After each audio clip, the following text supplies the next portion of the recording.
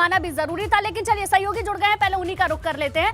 अवधेश के पास चलते हैं। अवधेश, हमारे सहयोगी हमारे साथ झांसी से बने हुए हैं। अवधेश, झांसी में आपके पीछे हम कुछ हलचल देख पा रहे हैं। सुरक्षा के लिहाज से भी तमाम इंतजाम करने होते हैं, क्योंकि चुनावों से पहले जरा उनसे बात कीजिए, क्या तैयारी है उनकी?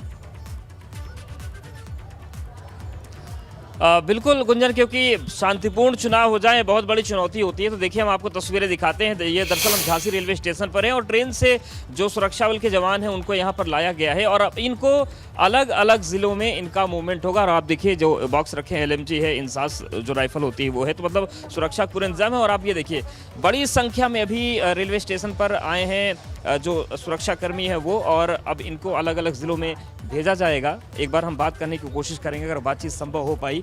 लेकिन आप देखिए, तैयारियां हैं, क्योंकि शांतिपूर्ण मतदान एक बड़ी चुनौती होती है और ऐसे में सुरक्षा व्यवस्था बड़ी महत्वपूर्ण हो जाती है। सर, सुरक्षा व्यवस्था की तैयारियां दिख रही हैं, क्या यहीं से सभी जवानों को भेजा जाएगा अलग अलग जिलों में? अब इसके बारे में मुझे कोई जानकारी नहीं है। मैं GRP से हूँ और मुझको सिर्फ यहाँ सुचारू रूप से इनको बैठाना है। अच्छा, ये सारे जवान ट्रेन से आए? जी।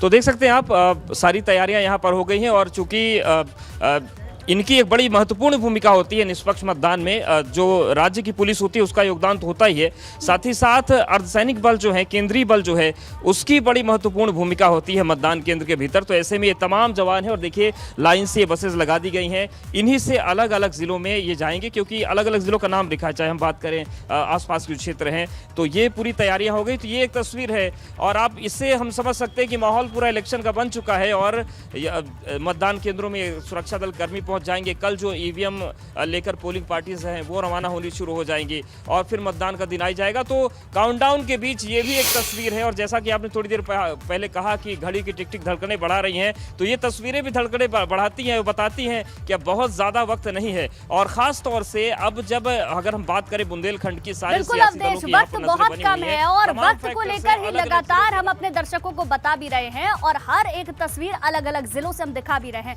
आप सभी सहयोगियों का बहुत बहुत शुक्रिया हमारे साथ जुड़ने के लिए और तमाम जानकारी देने के लिए। तो आपको बता दें, तीसरे चरण के लिए चुनावी शोर आज थम जाएगा और चुनावी शोर थमने में सिर्फ वक्त बचा है 9 घंटे 8 मिनट और 18 सेकंड। सेकंड्स धीरे धीरे कम होते जा रहे हैं, इसलिए इस पर नजर बनाए रखना भी जरूरी है, क्योंकि नेताओं के पास सिर्फ इतना ही मौका है।